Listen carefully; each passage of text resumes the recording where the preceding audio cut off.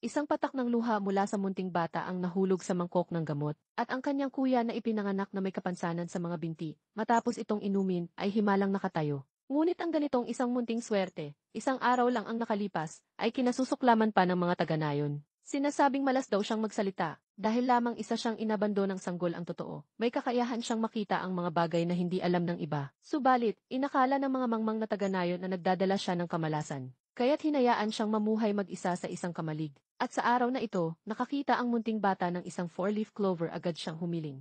Hiniling niyang sana sa hinaharap ay makakain siya ng sapat at makapagsuot ng maayos, hindi niya akalain natutuparin pala ng langit ang kanyang kahilingan. Hindi nagtagal, isang sasakyan ang dumating at ang sakay nito ay ang asawa ng general. Dahil sa hindi niya matanggap ang pagpanaw ng kanyang sariling anak, siya ay labis na nagdadalamhati. Kaya naman, ang kanyang kalusugan ay palala ng palala at matagal na silang paikot-ikot sa lugar na iyon. Sakto namang nakita nila ang munting bata at bumaba sila upang magtanong ng direksyon. Ngunit ang mabagsik na itsura ng tenyente ay nakatakot sa munting bata, hindi inaasahan, sa sandaling iyon. Ang mahinang ginang ay biglang binuhat ang bata, na labis na ikinagulat ng lahat. Ngunit inisip ng ginang na dahil lang ito sa sobrang pananabik sa kanyang yumaong anak, kaya siya naging ganoon kalakas. Pagkatapos, tinanong niya sa bata kung nasaan ang daan palabas. Nang marinig ito, itinuro ng bata ang isang direksyon, sinundan ng tenyente ang kanyang itinuro. At tunay ngang natagpuan nila ang daan palabas. Dahil dito, labis na natuwa ang ginang.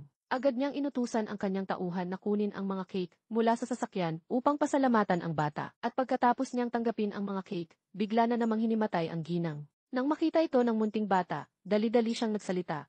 Langit, ang kabutihan po ay may gantimpala. Langit, pagalingin niyo po siya. At sa ikagugulat ng lahat, sa sumunod na segundo, gumaling ang ginang. Kaya na niyang buhatin ang bato sa tabi niya nang walang problema. Sa sobrang tuwa, agad siyang naghandang pasalamatan ang pamilya ng bata, ngunit sinabi ng bata na wala siyang mga magulang. Nang marinig ito ng ginang, labis siyang naawa at nagpa siyang iuwi ang bata upang ituring na sariling anak. Sa gayon, iniuwi niya ang munting bata sa kanyang tahanan at matapos siyang maligo at mag-ayos, agad siyang naging kaibig-ibig tingnan. Dahil dito, lalo siyang minahal ng ginang at sa sandaling iyon, napansin ng munting bata ang mga litrato sa gilid. Agad niyang tinanong kung sino-sino sila. Kinuha ng ginang ang litrato at isa-isang ipinakilala sa kanya. Ito ang iyong tatay, si Kinyan. Siya ang general ng Soho.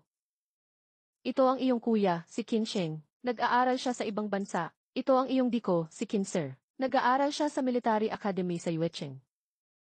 Ito ang iyong sangko, si Jixiang.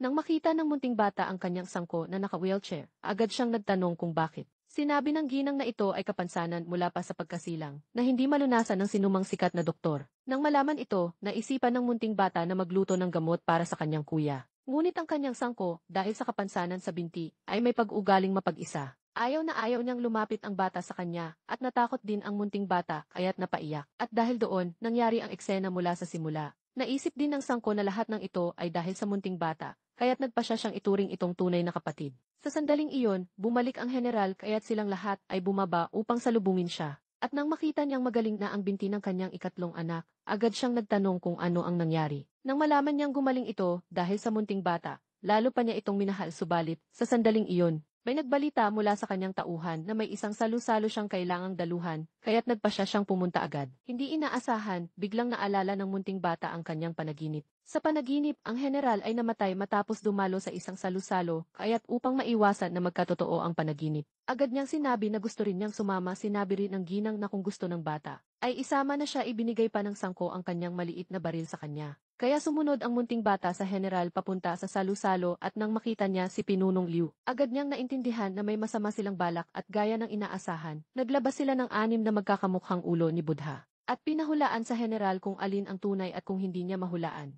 Ang general ay mamamatay dito dahil sa kasalukuyan, ang labas ay napapaligiran na ng kanyang mga tauhan. Nang makita ito ng munting bata, lumapit siya at itinuro ang isa sa mga ito. Tatay, ito po ang jade-faced Buddha. Ngunit inakala ng lahat na nagbibiro lang. Ngunit alam ni Pinunong Liu na tama ang hula niya, kaya't upang mapatay agad ang general, agad siyang naghanda na barilin ito. Mabuti na lang, mas mabilis kumilos ang bata kaysa sa kanya. Huwag ninyong sasaktan ang tatay ko. Hindi hahayaan ng langit na mamatay si tatay. Walang sinuman sa Yuchan Fu ang maaaring mamatay. Tingnan ninyong lahat ang ulo ni Buddha.